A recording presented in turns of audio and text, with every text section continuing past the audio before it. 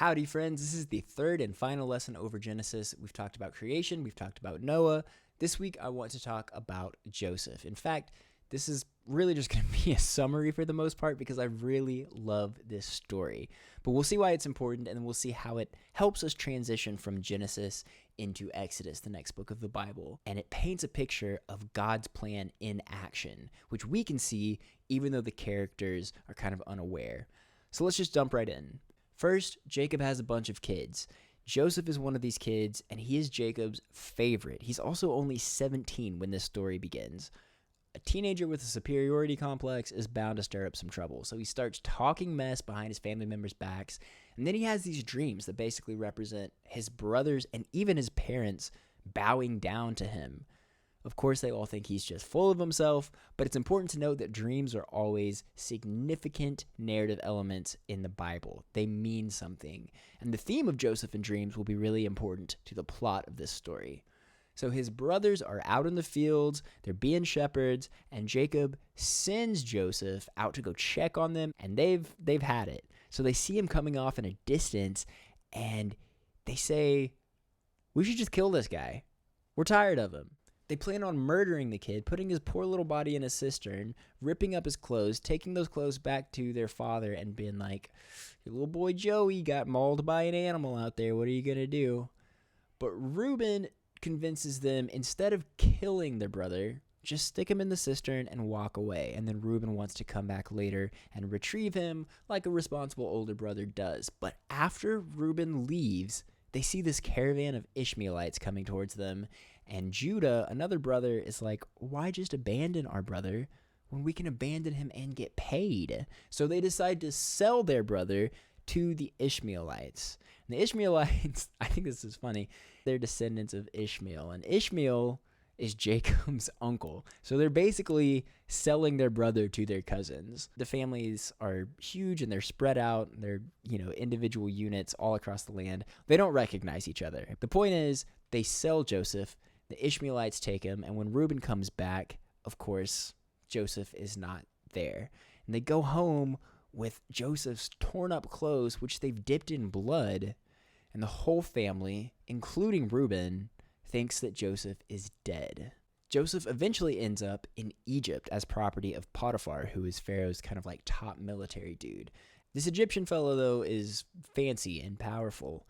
And Joseph rises up in ranks and goes from slave to basically Potiphar's right-hand man, at least in terms of running Potiphar's house or his estate. He does great. He's killing it, but he's super handsome, and Potiphar's wife starts hitting on him. And Joseph turns her down. He rejects her, and she gets upset and frames Joseph so that Potiphar thinks Joseph was the one hitting on her instead of the other way around. Potiphar gets mad and throws Joseph in prison. He's in there for a while before Pharaoh sends in his chief wine steward as well as the chief baker. Now, usually they wouldn't have much social interaction probably, but once Joseph got into prison, he immediately started cutting it up with the guards and became like the overseer of the prison really quickly. And so when the wine steward and the baker come into prison and they start having these weird dreams and need someone to interpret them, Joseph is available. Perfect job for Joseph. He's been having weird dreams since he was 17. So he interprets their dream and he says, in 3 days, Pharaoh is going to talk to you and he's going to kind of let you plead your case. Bad luck for the baker, though, because his dream told Joseph that after his trial, he's going to be killed. But the wine steward, his dream says that he was going to live. And Joseph says to him, "Please, dude, just remember me. Just put in a good word to Pharaoh so that he lets me out of here." And the winemaker survives. He starts working for Pharaoh just like Joseph predicted.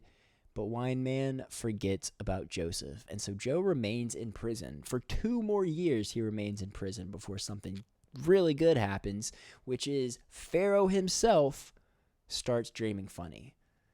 God has a plan. No one in the kingdom can interpret the dream, at least not to his satisfaction. Finally, the winemaker is like, Oh my gosh, remember that super traumatic experience where I accidentally offended the king and then he threw me in prison, and then an immigrant who was my supervisor accurately interpreted my dream and then predicted the future in which I'd receive basically the biggest second chance ever, and all I had to do was remember about the guy that saved my life? I completely forgot about that guy. How exciting is wine stewardship that you completely forget about going to jail? Pharaoh asks Joseph to interpret his dreams. Joseph does it, and they're kind of scary dreams.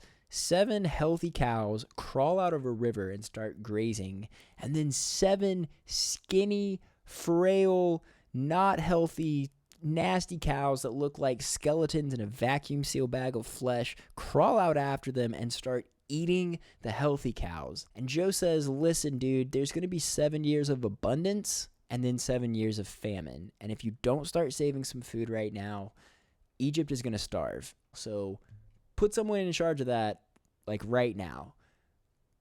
Okay, Pharaoh immediately puts Joseph in charge of it. In fact, Pharaoh makes Joseph like Pharaoh Jr. or Diet Pharaoh and gives him authority over all of Egypt. He says, only as the enthroned king will I be greater than you. It's crazy. Joseph, like always, does great. He stores up food during the abundance, and then when the famine hits, Egypt is ready to take it on. They have plenty of grain stored up, and they start selling it to the citizens. But people from all over start coming to the city to buy food, including Joseph's family 700 miles away in the land of Canaan. His brothers actually show up to Egypt to purchase food, except for the youngest, because Jacob is still sad that Joseph isn't around, so he wants to protect little Benjamin. But they don't recognize Joseph, and Joseph is probably having a little bit of fun, like messing with his bros. So he's like, get out of here. You're not a family. You're not a bunch of brothers. You're a bunch of spies. And they're like, no, for real, we're brothers. And so Joseph puts them in jail for 3 days and then says, listen, you leave one of your brothers here in jail as collateral. You go back home. You get your youngest brother. Bring him here. Prove it to me. Then I'll believe you, and I'll release your other brother that you kept in jail. You can all go free. It would be a big party. It's great. They agreed. But Joseph, as an extra little safety precaution, puts the silver that they used to buy food back into their bags so that they'll get home and think, this guy's going to think we stole from him, and he's going to send the Egyptian royal guard up here to murder us. Like, we have to go back and do what he wants. A little extra pressure. But it was not that easy for Jacob to be okay with him taking little Benjamin back to Egypt, because Benjamin was the youngest, and he and Joseph shared a mom. So the thought of losing both Benji and Joe, Rachel's only 2 boys, was just too much. And Jacob was like, if you were to come back here without Benjamin, I'd die. Like, I would not be able to take it. Finally, after they start running low on food, they start to starve, Jacob agrees to let them return so that they can get some more food and, of course, come back with their brother Simeon, who is still just in jail. So they head back to Egypt. They take little Benjamin with them. Joseph is so excited to see his little bro, he can hardly contain it. And he throws this dinner for them and gives Benjamin like 5 times as much food as everyone else. And they're like, hey, so we found our silver in our sack from last time. We don't know how it got there. We weren't stealing, I promise. Here it is. Here's some pistachios and almonds as an apology. Like, please don't make us slaves. And Joseph is like, yeah, no problem. Must have been some kind of mistake.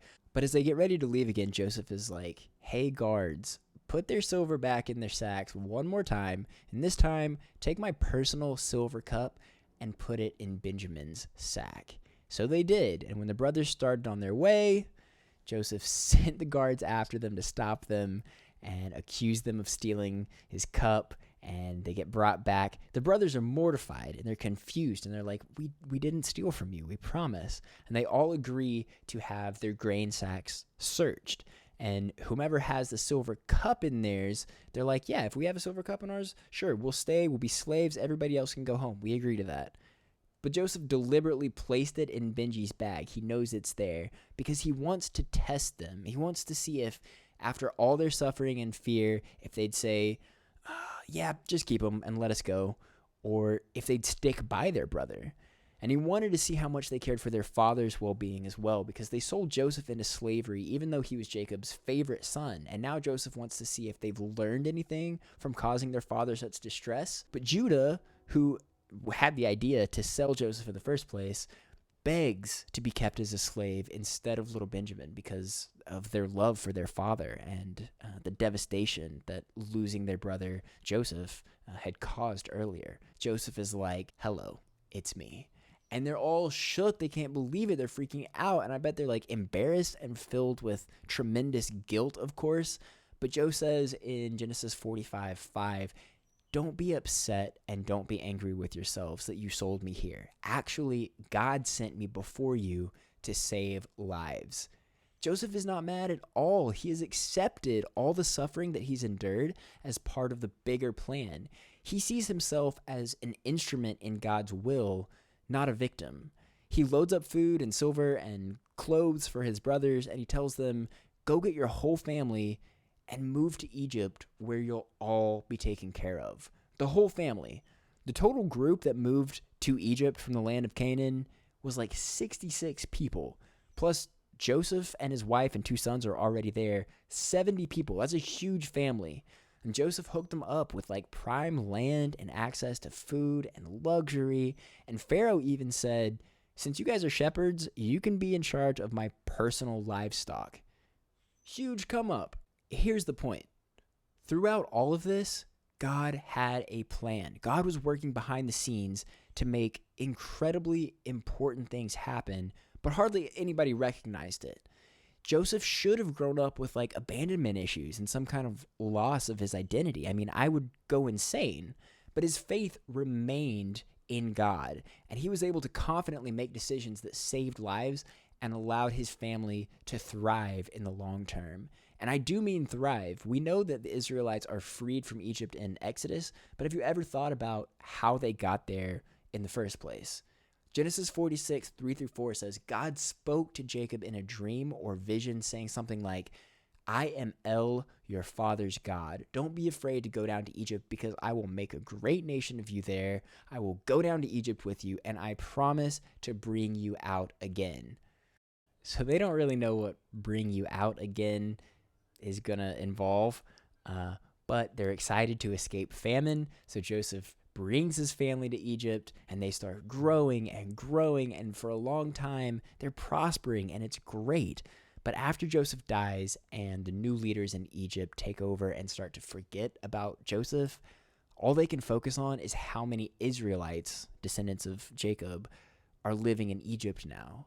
They get scared because eventually the 70 Israelites multiply so much that they outnumber the Egyptians. And so the Egyptians start taking measures to transition into a period of enslavement for the people of Israel.